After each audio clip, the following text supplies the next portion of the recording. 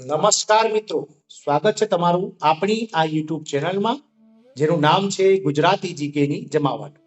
આજના વિડીયોમાં આપણે વાત કરીશું મિત્રો કેન્દ્રીય કર્મચારીઓ માટે અને પેન્શનર્સો માટે સરકાર દ્વારા હોળી પહેલા જ મિત્રો મજા કરાવી દેવામાં આવી છે અને કેન્દ્રીય કર્મચારીઓ 48 લાખ કરતા પણ વધારે કર્મચારીઓ અને 67 લાખ કરતા વધારે પેન્શનર્સો માટે મિત્રો ગત 7 માર્ચના રોજ કેબિનેટ દ્વારા એટલે કે કેન્દ્રીય કેબિનેટ દ્વારા જે છે તે 5 પ્રકારના ભથ્થા સાથે જે મોંઘવારી ભથ્થામાં જે વધારો છે તે વધારો જાહેર કરી દેવામાં આવ્યો છે. આજના વિડીયોમાં આપણે વિગતવાર જાણીશું કે કેબિનેટની જે બેઠક મળી હતી તેમાં ડીએનએસ એલાઉન્સની સાથે અન્ય 5 કયા પ્રકારના ભથ્થાઓમાં પણ વધારો કરવાની જાહેરાત કરવામાં આવી છે.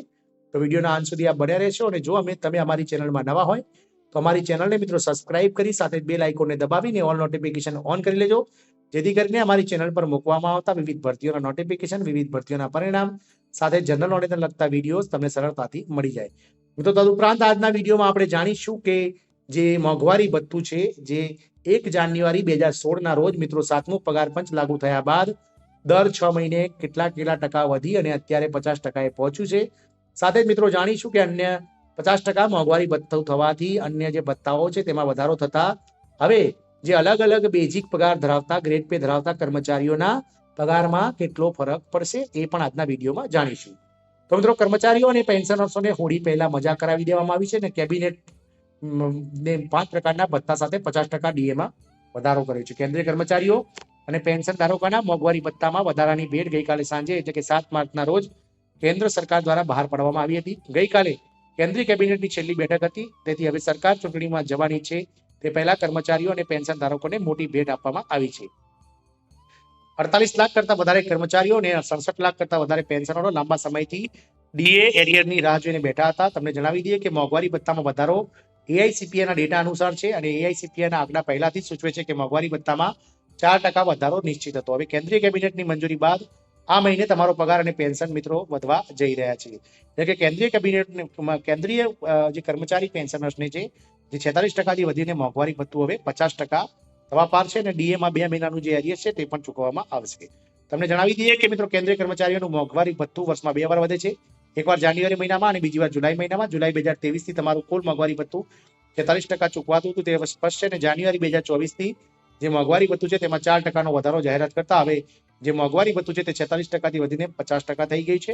આ વધારાનો લાભ જાન્યુઆરી 2024 થી મિત્રો મળવા થઈ રહ્યો છે અને આવી સ્થિતિમાં હોળી પહેલા સરકાર દ્વારા કર્મચારીઓ અને પેન્શનર્સને અદ્ભુત ભેટ આપવામાં આવી છે.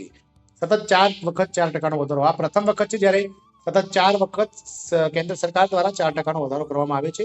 જુલાઈ 2022 થી લઈ અને જાન્યુઆરી 2024 સુધીના કુલ 4 વખતના મોંઘવારી ભથ્થામાં 4%નો વધારો કરવામાં આવે છે અને કુલ મોંઘવારી ભથ્થું જે 34% હતું જુલાઈ 2022માં તે વધીને 38% થયું હતું, જ્યારે જાન્યુઆરી 2023માં ફરીથી 4%નો વધારો થયો અને કુલ મોંઘવારી ભથ્થું 42% થયું. તે પછી જુલાઈ 2023માં 4%નો વધારો થયો અને કુલ મોંઘવારી ભથ્થું 46% થયું અને હવે ફરી જાન્યુઆરી 2024માં 4%નો વધારો થયો છે. એમ કુલ આંકડો 50% પાર પહોંચી ગયો છે. એ રીતે જોવામાં આવે તો આ સતત 4 વખત 4%નો વધારો થયો છે. 1 જાન્યુઆરી 2016 થી મોંઘવારી ભથ્થામાં કેટલો વધારો થયો તે નીચેના શીટ ઉપરથી આપણે જાણીએ.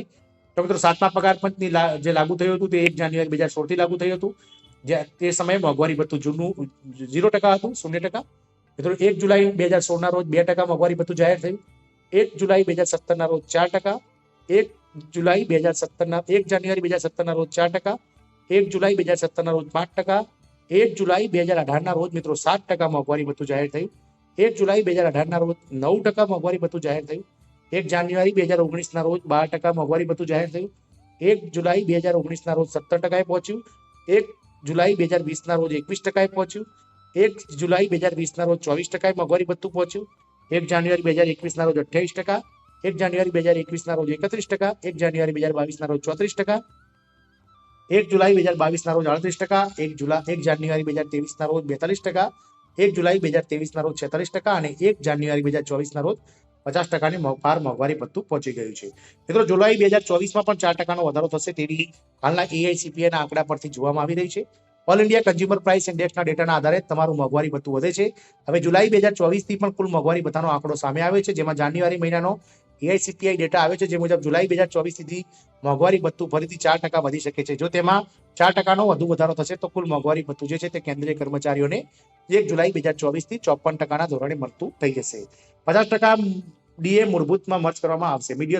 મીડિયા સૂત્રો જણાવ્યા અનુસાર ડીએ 50% જાહેર થતા ડીએ તમારા બેઝિકમાં મર્જ થઈ જશે અને તમને એક નવું બેઝિક મળશે. જાન્યુઆરી 2024માં એકવાર આવું બન્યું હતું, 4માં આવું બન્યું હતું, જ્યારે ડીએ 50% થતું હતું ત્યારે તમારા મૂળભૂતમાં મર્જ કરવામાં આવ્યું હતું. જો ફરી આવું થશે તો કર્મચારીઓ અને પેન્શન ધારકો મુશ્કેલીમાં મુકાઈ જશે. ઉદાહરણ તરીકે ધારો કે કર્મચારીઓ મૂળ પગાર 18,000 છે તો તેમના 50% ડીએ 9,000 છે, મર્જ કરી દેવામાં આવે તો નવો બેઝિક 27,000 છે. તે પછી જ્યારે પણ ડીએ વધશે ત્યારે આ નવા મૂળભૂત પગાર પર ચૂકવણી કરવામાં આવશે. આ બધા 50% ડીએ વધ્યા પછી જથ્થા વધશે. કેન્દ્રીય કર્મચારી બેઠકમાં ડીએમાં 4%ની જાહેરાત કરવામાં આવી છે. હવે કુલ મોંઘવારી ભથ્થું 50% થઈ ગયું છે. હવે કર્મચારીઓ અને પેન્શન ધારકોના ભથ્થામાં વધારો થવા જઈ રહ્યો છે. 7મા પગાર પંચના નિયમો મુજબ જો ડીએ 50% થશે તો તમારું એચઆરએ એટલે કે ઘર ભાડું પણ વધશે, જેમાં હાલમાં XYZ કેટેગરીમાં અનુક્રમે 27%, 18% અને 9% મળી રહ્યા છે. તે વધીને 30%, 18% અને 9%, 10% થઈ જશે. મિત્રો, ગ્રેજ્યુટીની મર્યાદા પણ 20 લાખથી વધારીને 50 લાખ કરવામાં આવી. ગત રોજ 7 માર્ચના રોજ કેબિનેટની જે મળેલી છેલ્લી બેઠકમાં મિત્રો 7મા પગાર પંચના નિયમો અનુસાર ગ્રેજ્યુટીની મર્યાદા જે 20 લાખ રૂપિયાથી વધીને 25 લાખ રૂપિયા કરવામાં આવી છે. 7મા પગાર પંચની ભલામણ મુજબ જો જ્યારે ડીએ 50% થશે તો ગ્રેજ્યુટી આપોઆપ વધી જશે. હવે આવી સ્થિતિમાં જાન્યુઆરી 2024 થી કુલ ડીએ 50% થઈ ગયો છે. હવે તેની મર્યાદા વધારીને 25 લાખ રૂપિયા કરવામાં આવી છે.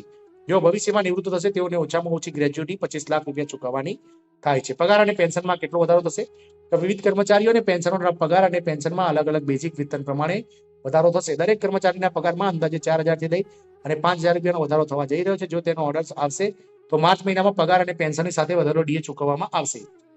જો સરકાર દ્વારા ટૂંક સમયમાં જો મેમોરેન્ડમ બહાર પાડવામાં આવશે તો તે એપ્રિલ મહિનાના પગાર અને પેન્શનની સાથે ચૂકવવામાં આવશે. જો તમારો પગાર અને પેન્શન કેટલું થશે તે આ નીચેના ડેટા પ્રમાણે જાણીએ તો મિત્રો 50% મોંઘવારી ભથ્થું થતા જે ડીએરનેસ એલાઉન્સ વધતાની સાથે 50% એચઆરએ પણ વધશે. તો મિત્રો જેનો બેઝિક પગાર 1,500 રૂપિયા છે તેનું અત્યારે હાલ જે ડીએ 46% પ્રમાણે 6,900 અને એચઆરએ 27% પ્રમાણે 4,050 ચૂકવાઈ રહ્યું છે અને ટીએ જે છે તે મિત્રો 5,256 ચૂકવાઈ રહ્યું છે. ટોટલ પગાર જે છે 16,206 રૂપિયા થઈ રહ્યો છે. હવે ડીએ 50% થતા જેનું મોંઘવારી ભથ્થું 7500 રૂપિયા 7,500 થઈ જશે. એચઆરએ 30% થતા તેનું એચઆરએ 4,500 થશે અને ટીએ 54% થઈ જશે, એટલે કે કુલ 17,400 જે છે તે વધારો થશે, જેમાં 1,194 રૂપિયાનું જે છે તે ઇન્ક્રીઝમેન્ટ મળશે અને જે એરિયસ છે તે મિત્રો 2,328 રૂપિયા પ્રમાણે ચૂકવવામાં આવશે. આમાં અલગ અલગ બેઝિક પ્રમાણેના જે મિત્રો મોંઘવારી ભથ્થાઓ છે તેમાં કુલ વધારો જે છે તે 2,388 થી લઈ અને 7,288 સુધી કેન્દ્રીય કર્મચારીઓને મળવા પાત્ર થશે. આમ મિત્રો કેન્દ્રીય કર્મચારીઓ દ્વારા જે સરકાર દ્વારા જે 4% મોંઘવારી ભથ્થું વધારવા જઈ રહ્યું છે, જેના સાથે સાથે મિત્રો અન્ય 5 લાભો પણ કેન્દ્રીય કર્મચારીઓને ચૂકવાશે. આશા રાખીશું કે આ માહિતીથી આપ સંતુષ્ટ હશો તો આપના કલીગ મિત્રો સાથે અમારો વિડીયો શેર કરશો. જય હિન્દ, અસ્તુ.